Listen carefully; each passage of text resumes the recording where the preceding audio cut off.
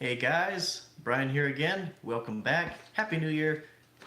Top 10 movies of 2018. What a year it has been for movies, and I'm excited to share with you my top 10 lists. But first, let me get to my honorable mentions. So the first one would be Ant Man and the Wasp. I think it's an underrated movie from the MCU that came out. I had a lot of fun. I watched it twice. I laughed both times, and I thought it was quite enjoyable. I think even more enjoyable than the first Ant Man, and it was a nice comedic relief. Compared to what came before it, the Infinity War movies. So, if you haven't watched it, why haven't you watched it? And yeah, just and go see Ant Man. It's great. Another one was Ralph Breaks the Internet. This was another sequel that was, to me, better than the original. There were some problems with it, but I believe overall it improved upon what came before it. The characters grew. A lot of fun Easter eggs and cameos, the way that you should treat cameos and plugins and things like that. So I think that they did a great job on that run. And yeah, it kind of made me cry a little bit towards the end. I thought it was very touching. So yeah, Ralph Breaks the Internet, really good. Crazy Rich Asians. This surprised me, and it surprised a lot of people. It was, I think, number one at the box office for quite a few weeks in August, and I was like, whoa. Or at least in the top five, top 10. It was in there for a long time, and in Asia, it just uh, broke a bunch of records. It was great. All Asian cast, so that kind of fed the word of mouth, and it also being a very good movie too. It was very funny, and I just had a lot of fun. It's kind of like Pride and Prejudice, but in Singapore. And then The Incredibles 2. I didn't. Yeah, I wanted to put this on the top 10, but just looking back on it, I do recognize that they had not not like huge issues, but it's like they were retreading a lot of what the first movie already did, and I wish that they would have built more upon it, kind of like what Ralph Breaks the Internet did. They just kind of seem to retread the same things. Superheroes are banned. Um, you know, Helen, gets instead of Bob getting the secret job, it's Helen that gets the secret job. There's a bad guy that back in the day, just got hurt by heroes.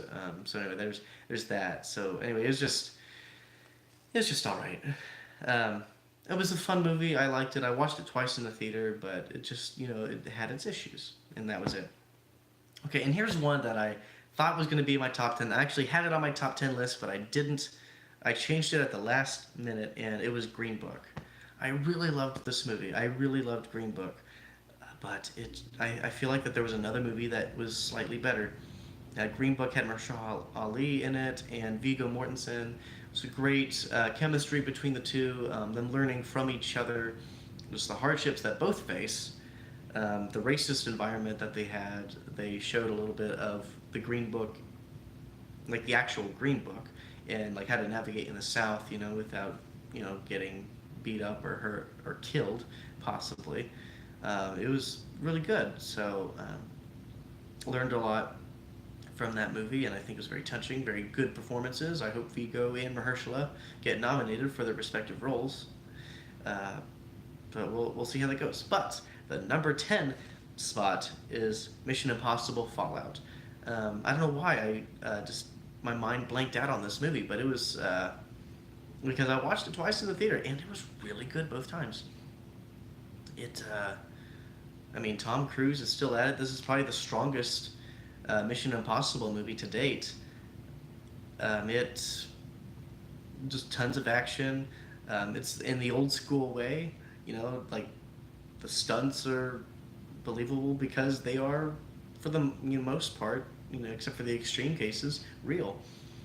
Henry Cavill kind of has found sort of what kind of role he can be good at. It's it's kind of sounds bad to say, but Henry Cavill, I he still needs to find like his niche, but I think that this was a good kind of thing for him to do. Yeah, and the story was good. It builds upon what came before it. yeah, it's just yeah, it was just really good. So I just good old action movie. You know, just I wish there were more of it, and I hope that it has a good shelf life and this movie life in general. I don't think it was incredibly.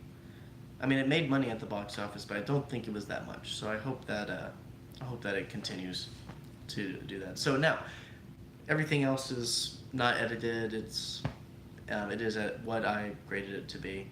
So number 9 is Upgrade. This was kind of a small budget movie by Blumhouse, and but man, do they really do well with the camera work. I think the cinematography was really beautiful, and just how they messed around, because like it's basically a guy who's paralyzed from being shot at. He gets this little microchip inhibitor on the back of his neck that helps him regain movement in his arms and legs and everything like that. The only problem is that that microchip can control the guy if given permission. And when he gives permission, I mean, he's kind of a ruthless killer. But it's because the guy wants to find out who killed his wife and who pretty much ruined his life as well. So there's that. So the story was really good, and I thought there was a pretty nice twist at the end. I had a friend of mine that strongly disagreed with it and hated the movie, but I think that it was, I thought it was really good and unexpected. I liked the design of the movie, the color correction and all that. But yeah, I think the camera work was the thing that really stood out to me. I loved it when the AI took control. The camera work was totally different. It felt a little surreal and virtual reality like in a way. So there's that. So number 8 is Black Panther. Very fun. I loved the music. I think the music was my favorite aspect of the movie. I mean, there's a whole lot of like social commentary about just racism now and the different approaches to it. So Black Panther, he wants to help others and do what he can in a peaceful way, just to show that we can get along and we can live together and be at peace with each other. Whereas Killmonger, played by Michael B. Jordan, is more of the Malcolm X sort of character, where he sees the oppression of his people and he wants to respond in violence. And so there's the battle of philosophies there, and I thought that was really good, and I think it made Killmonger one of the best villains that the MCU has made. So yeah, give it a watch. So number 7, this recently came out, Spider-Man Into the Spider-Verse. Probably one of the best, one of my favorite Spider-Man movies right now. Is good. It's about the story of Miles Morales and how he became Spider-Man. A lot of the voice acting was terrific. I think my favorite was Nicolas Cage as Spider-Man Noir, which is an actual Spider-Man character. All of these characters are actual Spider-Man characters. But I think Miles Morales had a wonderful arc with his uncle and with his family, his parents, especially his dad. Peter Parker also had a very good arc with this kind of because he's in a rough part of his life.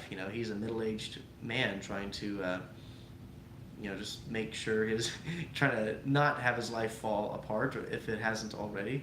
And with Mary Jane leaving him and all that, it was crazy. So this movie was just really smart and a lot smarter than it should have been. And the animation style is probably one of the most beautiful and just eye-catching animation styles I've ever seen.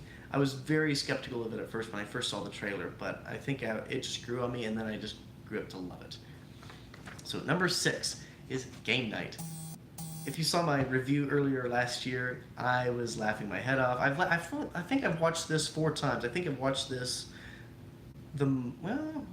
it's tied with another movie as like seeing it the most times this year. I just love this movie. It was hilarious. I love board games, so this movie really spoke to me in that sense. And then the fact that a game that they were playing happened to be real, even though that's a scenario that we've seen before. They just brought it up to a whole new level. It was really fun. Rachel McAdams, Kyle Chandler, and wow, I'm totally blanking on the other guy. But like the performances were great, good comedic timing. This felt more like the jokes were written rather than improv, which can work. Now, if a comedian just knows something that could be funnier, and they give the or ask the writer or director for permission, then that's awesome, and go for it. And if it works, you that's awesome. That's great. Um, but I'm glad that they did this rather than what I think Paul Feige did with Ghostbusters and just let their actors improv everything, thinking that they're funny, they know what they're doing, that's great. No, have a plan. Work with your comedians if you want, but I like more structure than just improvisation. Like I like it when a movie is more more structured and relies on that rather than just relying on structure, or sorry, relying on the characters improving and hoping that they have the funny line and the light bulb line to get your movie to work and be funny. Anyway, great movie, a lot of funny twists. I think the ending was a little cheesy, but I think that overall it was hilarious, and I will watch it again. So number 5, we're on the top 5 now. This one is Avengers: Infinity War. This was the movie event of the decade. I think it was even surpassing The Force Awakens on it being on the movie event of the decade. Because Infinity War, we've been waiting 10 years for this movie to come out, and it just knocked it out of the park for me. Yes, there are plot holes. Yes, there are some moments where I'm like, oh, why'd you do that? But I think overall it was just shocking. It was just overall amazing. Visual effects were beautiful. The music was great. Alan Silvestri came back. They spared no expense for this movie, and it showed. And performances were all great. I think the cast is really comfortable with playing the characters that they are. And the ending, of course, left everybody shocked, and we are wondering what will happen next. So I can't wait for Avengers: Endgame, which comes out in April this year. We will see. And of course, number 4 is Black Klansman. John David Washington, Denzel's son, plays our main character, an undercover KKK member, where he talks on the phone as a KKK supporter, and Adam Driver, his white co-worker, his white police officer, going in his stead to just talk to them and seeing if the KKK is planning some sort of attack on some black protesters. It was really good. I loved the cinematography. I loved the message that's Spike Lee was trying to convey. There were that racism is still happening there. Now towards the end, I mean, he definitely compares Trump to racist ideals that were prominent, that are still prominent back in the 70s. He compares Trump to David Duke. Some people will say that's an extreme. Some people say they're right on point. I think that it can be both ways, both ways. Because I don't really care for Trump, and I definitely think he has some racist tendencies and things like that. But I don't know if it's as far as Spike Lee is saying that he is. I was like, I don't know. But besides the point, this was a fantastic movie. I love it, and it definitely gives good discussion for the racist topics like police brutality and just how you see like a black person at work, just are you going to assume that they're doing a crime, or you're going to give them the benefit of the doubt, or just stuff like that. Spike Lee does a really good job, and John David Washington's character, he's a cop, so and the person that he's seeing, is a big supporter of the Black Panther Party, and she hates cops. She calls them pigs. And so he's trying to bring a balance, and discussion to the table. So I think that's ultimately what Spike Lee wanted to do. Is he wants to bring the topics of racism and even the Trump politics to discussion on the table, that that people will be able to talk about that, so that there can be just understanding and compromise between the two ideologies, and bring them together, that we can make this country a better place. So I think that's what Spike Lee ultimately wanted to do, and I think he accomplished that greatly. So I would recommend this movie. I totally want to get this on 4K. Terrific movie. So now we're in the top 3 movies. A Quiet Place. Yeah, this was my favorite movie of the year for the longest time, but then 2 other movies came out that I just thought, oh my gosh, they were so much better. So, no, but A Quiet Place, yeah, terrific movie. I love the style. I love like when movies take risks, and this movie dares the audience to make a sound. It because in the theater hardly anyone made a noise, and that was terrific. Because a lot of movies, you'll hear some like conversations in the background here, and it'll distract you from the movie here. Because the movie is a quiet place, you have to be quiet. It's just kind of how it is. The movie demands that you watch the screen, read the subtitles because it's in sign language. A lot of it is. So I mean, it was really good. I love the music in here. I love the production design on it. It's in a farm area, so it's a beautiful location. I think they filmed it in New York, like upstate New York, in the farm areas, but absolutely beautiful. And terrific performances. John Krasinski's directorial and I think writing debut, and I love the chemistry between he and his wife Emily Blunt.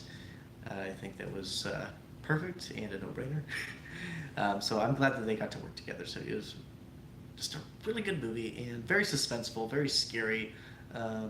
It's what Signs should have been. I'll say that. And my friend Tanner will probably not be happy with me saying that. So number 2 is Searching. Man, this was just this movie really surprised me. I saw it getting good reviews. I was like, oh, okay, maybe I'll give it a watch. And I did, thanks to MoviePass. And it definitely surprised me. So this movie was shot, at least it says it was shot, like through like laptop screens, phone computers, news cameras, security cameras in the house, just things like that. So it was not like a traditional camera per se. And it was really good because the story is about a father trying to find where his daughter is. Her daughter goes missing and they're trying to find her. And it's just terrifying for him. And it's a terrifying situation. And I think that there was a lot of suspense built up because of how it was shot through like laptops and phones, screens and things like that. It was really, really good. This is another movie that demands that you watch the screen, because if you look away, you're going to miss something. Terrific performances. And they do have music in the background, so it's not like it's expecting you to fully immerse yourself. And it's not like Paranormal Activity, where it's like where they're trying to make it look like it was found footage and stuff like that. It does have a film element by having music in the background, but I think that's okay. This movie was great in that aspect. And so now my top movie of 2018 is Won't You Be My Neighbor, the documentary about Mr. Rogers and just his life and how he was able to impact other people through his show, Mr. Rogers' Neighborhood. Fred Rogers was part of my childhood, and just seeing like clips of him like accepting awards and just his interviews with people. I mean, he really, really cared about people, and he talked in a way where kids could understand him, and where kids could just share what just could understand. Just because Sesame Street talked about like numbers and words and letters and how to spell, how to count, how to add, multiply, subtract, divide, but they didn't teach you how to, feel, how to process your emotions and things like that. And Mr. Rogers gave them an outlet for that. He shared with them how to do that. What happens when you're mad and sad, or death happens. They even talked about the JFK assassination. Talked about he even talked went back on the air to give a 9/11 message when that happened, um, and that was really powerful. And he used his talents and his influence to make the world a better place. And generations now grow up with knowing that Mr. Rogers did so much, and he just wants us to just treat each other with kindness and love, and to like each other just the way we are. Yeah, that was his saying. So that movie definitely made me cry several times, even the trailer itself, and so it was an amazing movie, and I recommend you watching it. This is probably the first time a documentary has made my top 10 list. Heck, my number one favorite movie of the year. So it's very special, and I really hope you give it a watch. So anyway, those are my top 10 movies plus the honorable mentions of 2018. Go give them a watch if you can. I expect a lot of these to be on the award shows, especially the Oscars coming up. And until next time, I will see you at the movies.